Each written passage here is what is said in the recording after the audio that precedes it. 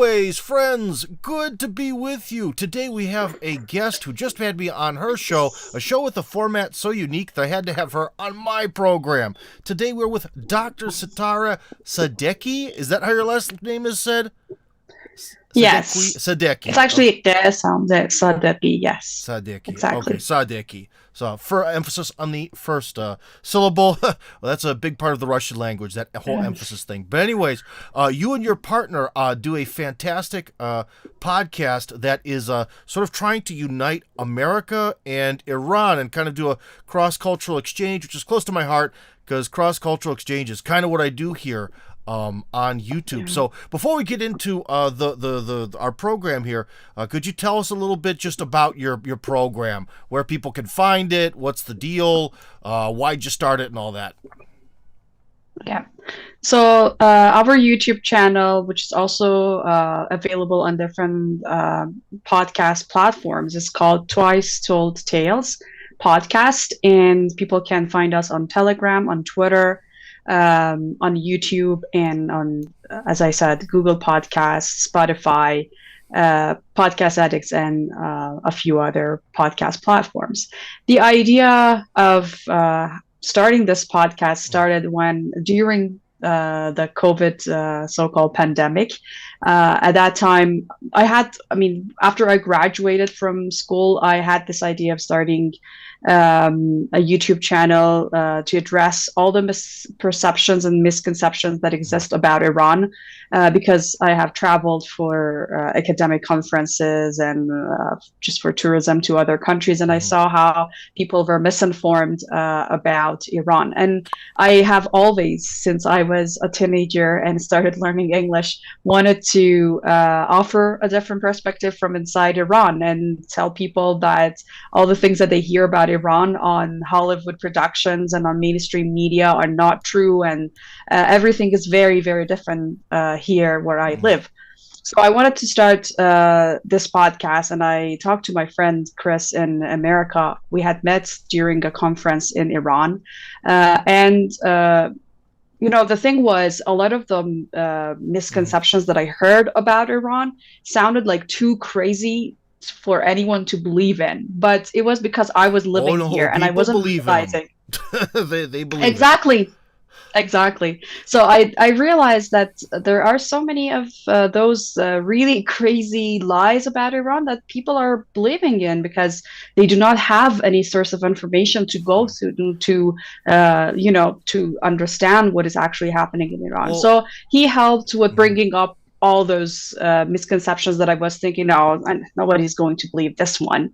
And this is how we started our podcast and brought some of the craziest lies that we were hearing. And we started by interviewing foreigners that lived in Iran for a long time. And yeah, Well, first off, I that's think about the, it. the the most surprising thing for probably a lot of maybe the more kind of stereotypical Republican type might be the fact that any foreigner would be allowed to live in Iran. That's probably kind of surprising to them in general. Exactly.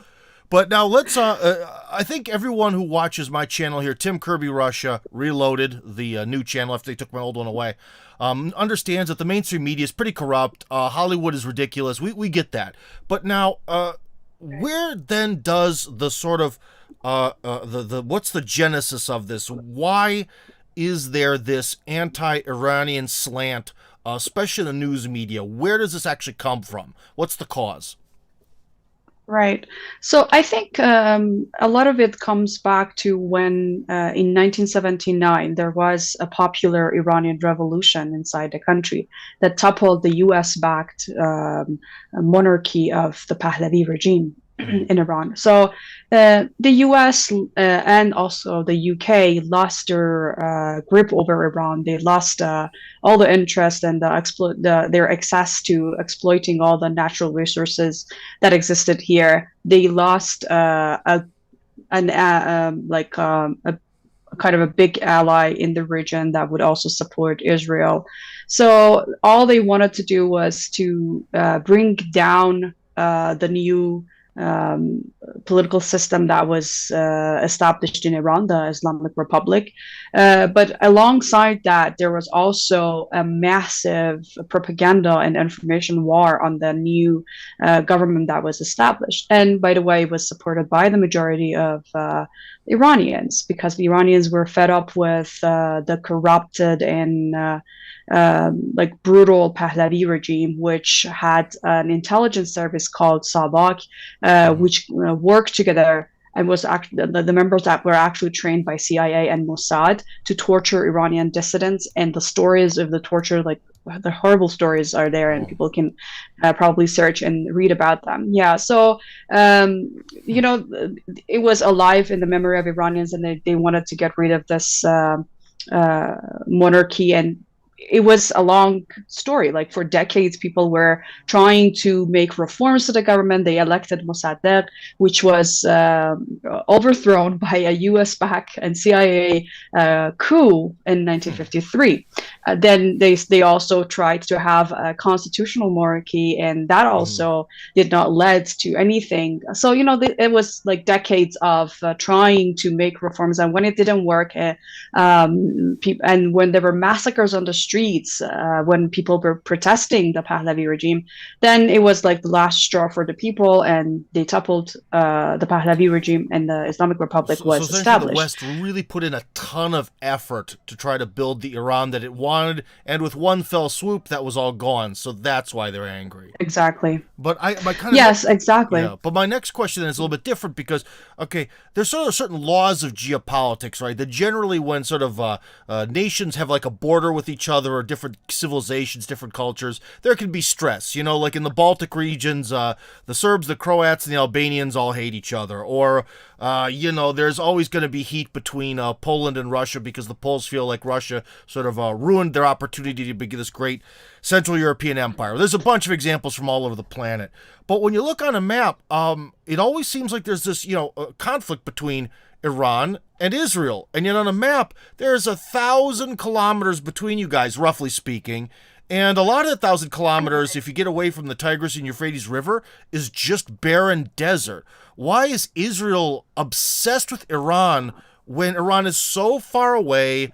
Israel is also surrounded by a lot of other neighboring countries that also don't believe in its religion or have its exact culture. Why you guys? Right. So, you know, Iran sets a very good, successful example of cutting the US's hands of the region. And that's what the US and Israel do not want any other nation in the region to follow. So that's why you have to, like, they felt they have to exert maximum pressure on this nation. Like, we have been under the most severe sanctions ever since the revolution. There are always new rounds of sanctions, and they get worse and worse. And they have tried everything to cripple our economy. They have supported terrorist groups against us. Israel has actually trained the MEK terrorist cult, which is a notorious Iranian cult that is hated by Iranians of all political, religious orientations, and they're a very creepy cult, I would say. We'll get sidetracked for a moment. What do they believe in then? What's their view of things? They have a combination of Marxist, Islamist, that's what they claim, ideology.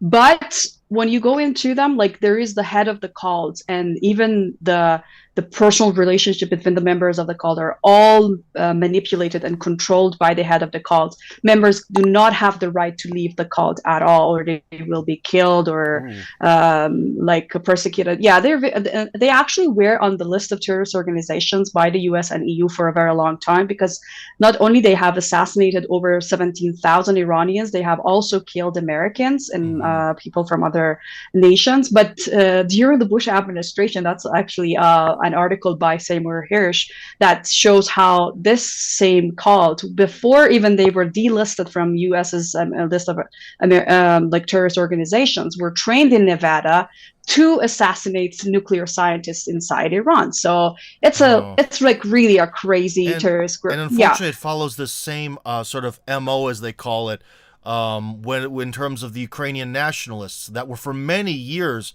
on these like extreme right wing terrorist organization watch lists and all this, but as soon as they became useful, all that stuff kind of got shoved under the Exactly. rug. So that's interesting. Okay, Exactly. but anyways, getting back to Israel. Well, one thing is, you kind of made your first point was that Iran is a sort of an example that other Muslim countries could follow in terms of breaking away from the globalists and all that. I mean, yeah, that's definitely a reason, but is that really all they're kind of salty about with you? No, I mean there are other reasons too, and Right. that's because Iran has a very powerful military that Mm. Israel knows very well about. Iran has also been supporting resistant groups in the region, including Hezbollah and Palestinian resistant groups.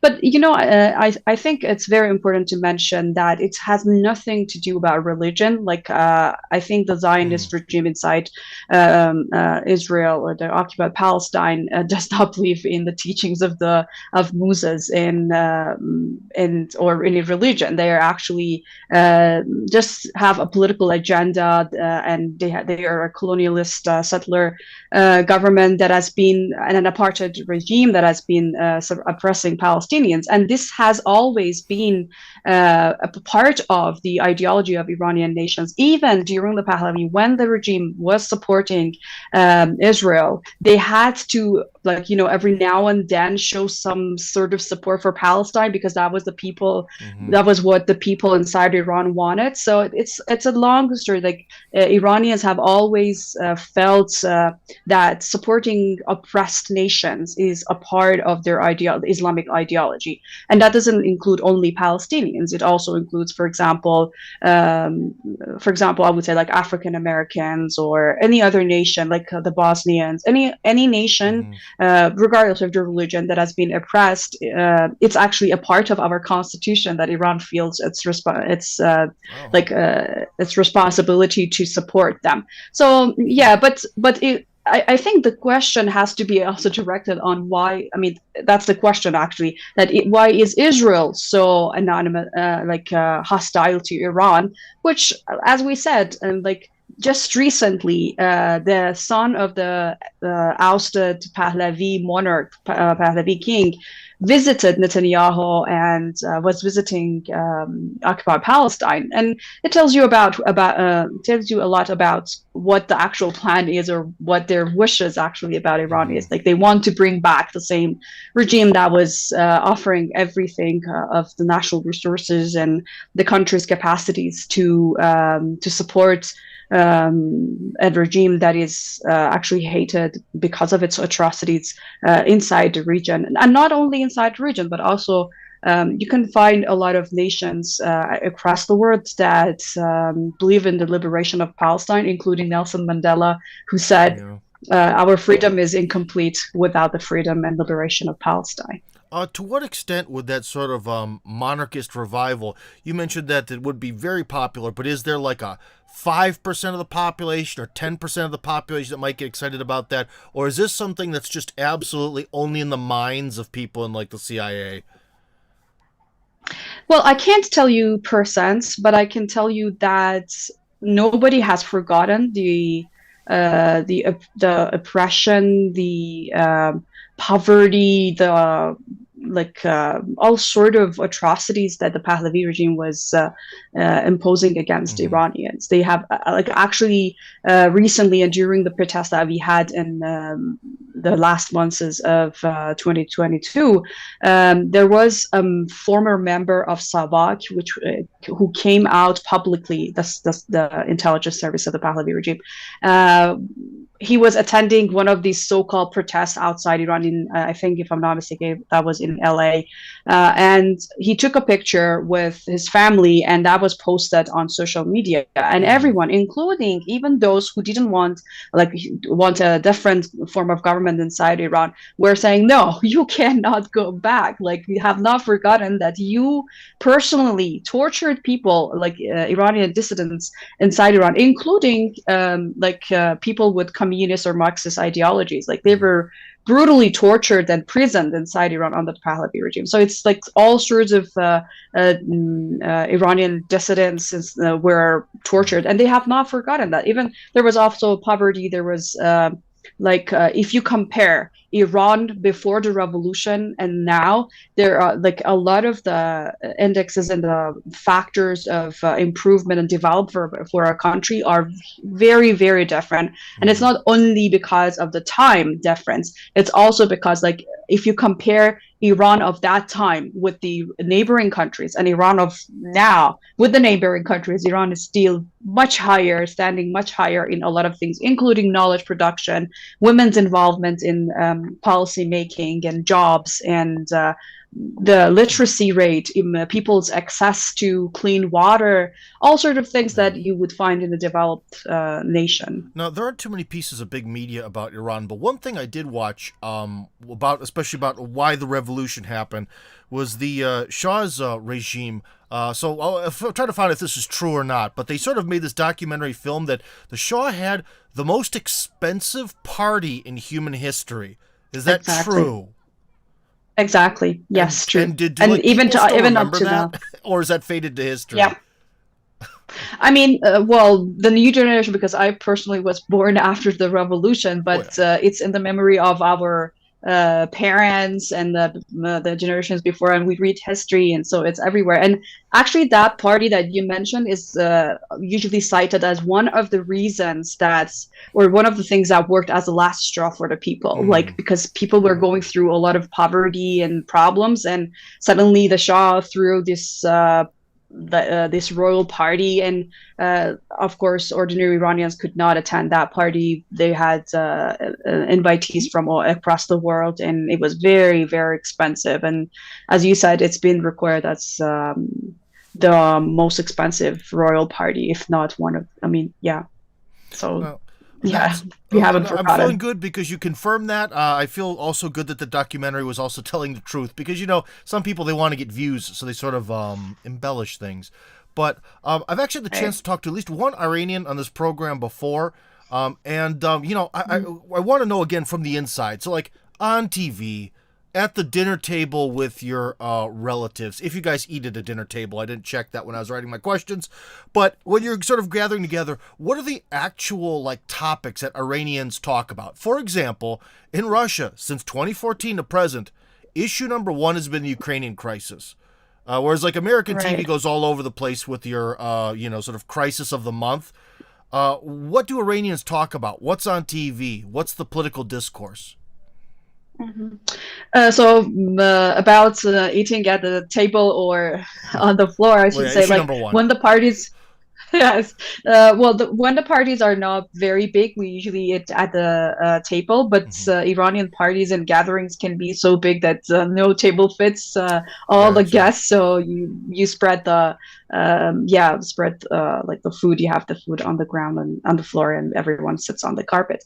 But I think it's very diverse, and it depends on the gathering you are. So, for example, if I'm with my family, I talk about a certain issue. If I'm with my extended relatives, it could be different. If I'm with my female friends, that's another issue. So there are different topics that everyone is talking about. I think economy is the number one issue in the recent years, because we have been going through really terrible inflation rate, and the value of real keeps changing. So that's very exciting to talk about, but also very stressful for people. But I think, there are so many issues that people start talking about. For example, inside economy, it's like housing prices, the value of real, new policies by the government, whether they're good or not, decisions by the parliament. If it's at the time of the election, it's usually about the election. If there are protests, as we had them recently, it could be about a protest. So it's not like I can pinpoint one particular issue that everyone talks about because it's very diverse. And sometimes there are gatherings where, for example, I have like girlfriends that get together, and usually politics or economy does not really become an issue, and we talk Oh, about yeah. like personal growth and developments and all sorts of Well, things. you have Yeah. to remember that, like, since you didn't grow up in the United, well, I don't know quite about much about your background, but I'm assuming you didn't spend that much time as like a child growing up in the United States. I can tell you that I've uh, never been to the United never States. been. Yeah. Okay, then I can tell you that No, never been. growing Yes. up, when we demonize people, we do a good job of sort of tricking the average person into this idea that like maybe if we were to do some sort of social experiment and go around America asking people like what do they think Iranians talk about like in terms of like their political discourse, what kind of news TV do they have? It would just be kill Israel. We must kill everyone in Israel or something Yeah. of that nature. Like who are we going to kill next? It's going to be something very Right. clownish and violent. So it may seem silly to you those kind of questions, but I think they're actually very relevant Absolutely. in this sort of grander scheme of things and actually undemonizing you, if that's even a word. That is now. Anyways, one thing is, I'm glad it didn't move because last time when we spoke, I noticed that you had. It looks to me. I thought it was a Christian icon, but I think it's a Christian pillow. To behind you over Yeah, it's a your. caution. Now again Yeah, and about demonizing you're Iran. talking about this Yeah, one. yeah, yeah, yeah, yeah. That Yes? now about Okay. My demonizing cat is Iran. actually resting Oh, what? here. What? Pardon? I said my cat is actually resting just in front of those cushions, right? If you As can long see there. as they say, as long as he doesn't go to the bathroom, it's not a problem, you know. But the thing is though, again, seriously about these sort of Iranian myths, I've seen a couple news articles where someone did something and they were killed in Iran because they're a different religion or something. So again, when we're pumped to this culture of fear that in Iran, if you don't do exactly what the men in fancy turbans tell you to do, you're dead. I see you have this pillow that represents a different interpretation of reality Christianity. from the Quran. So, Right. how does this all work? Are you afraid to own this pillow? Oh, of course not. I mean, it's very ironic because there are so many commonalities between Christianity, Judaism, and Islam. Like the Quran has a whole chapter named after Saint Mary. Jesus Mm-hmm. Christ is mentioned in the Quran several times. So we Mm-hmm. celebrate Jesus Christ's birthday. We name our children Maryam, which is Mary. We Isa, which is Jesus. Masih, which is Christ. So we even have those names because we highly respect them.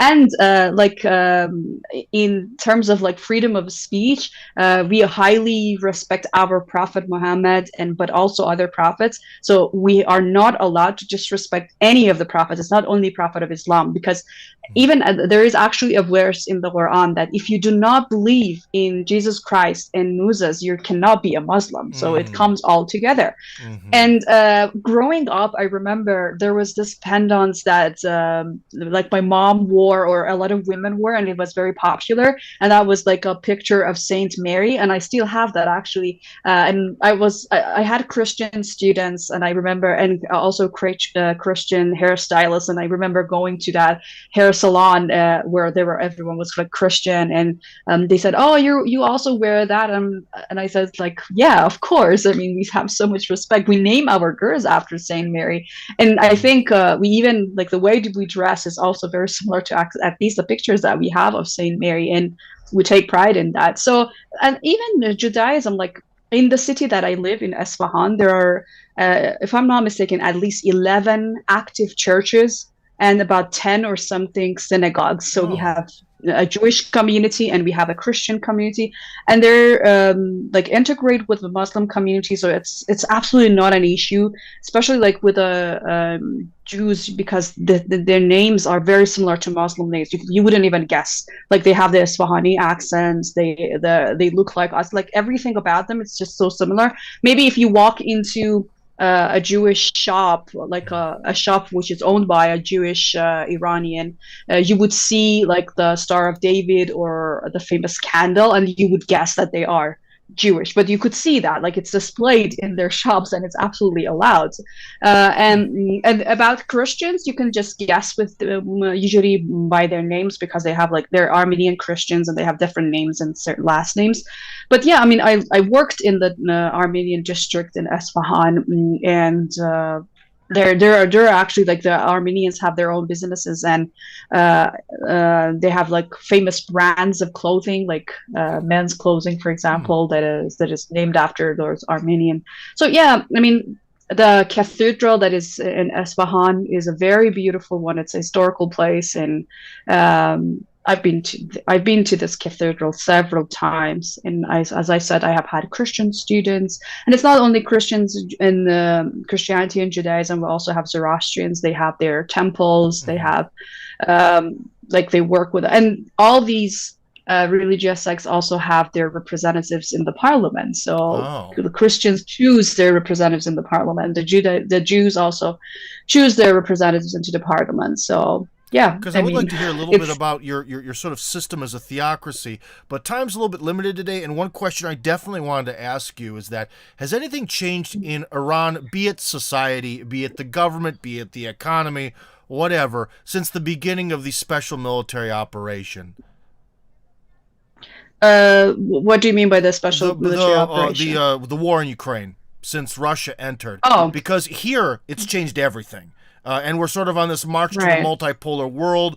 And well, for example, you guys have finally been able to sort of make amends or bury the hatchet or whatever expression you want to make with the Saudis there. So that's like one Right. example, which wouldn't have happened without the war. So has there been some sort of big Right, that's true. changes, or is everything kind of basically the same as it's always been? I would say like within the society, you wouldn't much see much difference because we weren't like affected by those policies. But I think there's also this hope that because of the world order changing from a or developing into a more multipolar world and these cooperations and like the rapprochement that was brokered between Iran and Saudi Arabia and other nations, especially through China and of course we have always been an ally with Russia. There are hopes of some more economic relief because of the sanctions, because especially during the past few years the sanctions have been really crippling on Iran. But I think with ditching the dollar and going to different currencies, it's going to be there. There's going to be more hope, and I think people are waiting to see more results of that. So that's what my perception of the changes that are about to come. But I mean, there are also people who have been following the Hmm. conflict and like of course we don't like NATO at all because of their expansionist policies and um yeah, but it's not like that Iranians take an actual side between Ukraine and Russia, but they understand NATO and like our leader when he spoke about the issue of Ukraine, he was like, you have to go back to 2014 and see what the US has been doing there and how Hmm. this they push towards this war and how the NATO has been pursuing military and expansionist agendas there. Now, going back a step is sometimes Iran is described as being like a theocracy. So first off, is that true in any way? And secondly, how does actually sort of like your system there work? Because there's sort of a religious side to it, but a secular side to it, and so on. I wouldn't describe the political system in Iran as a theocracy because it's like our constitution.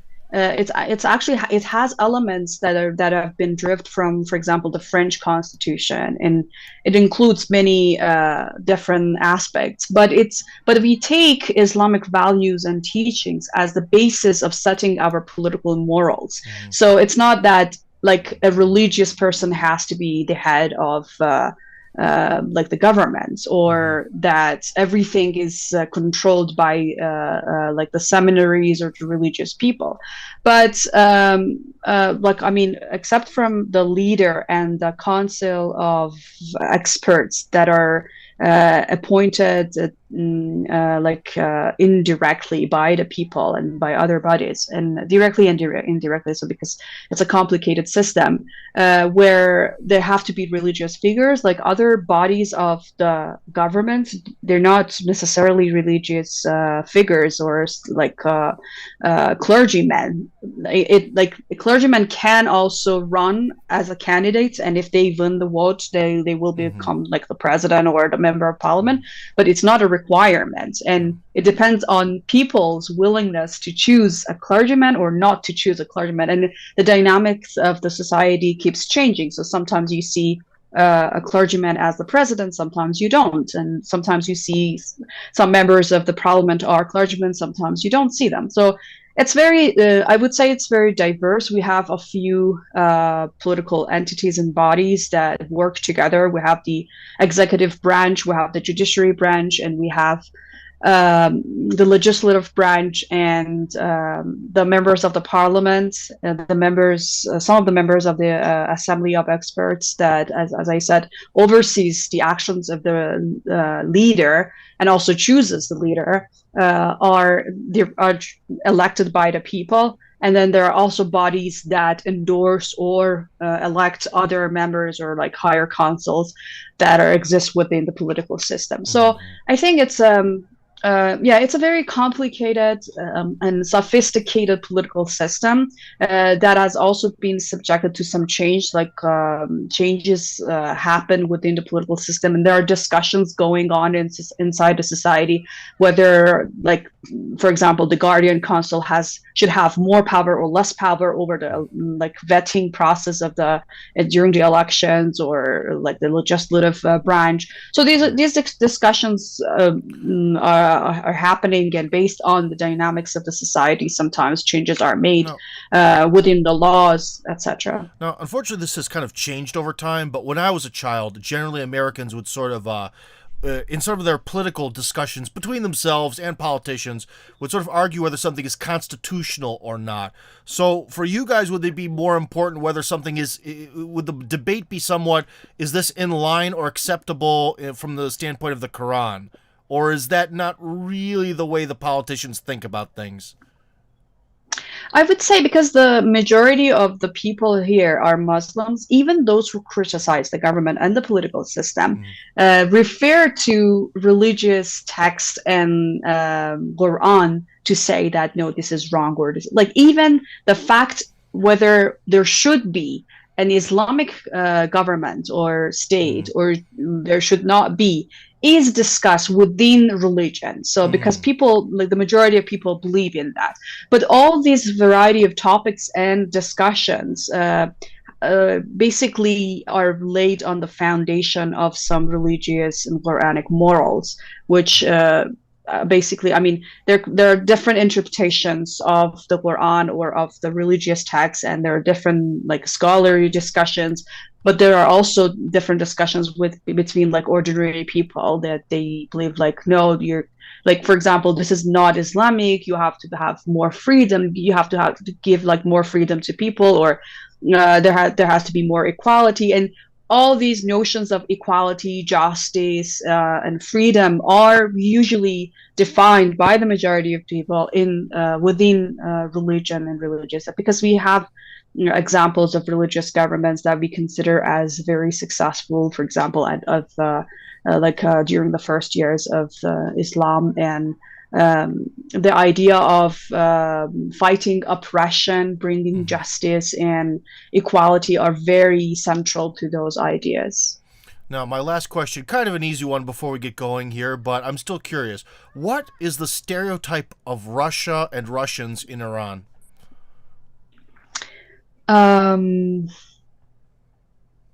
Yeah, that's a tricky one. I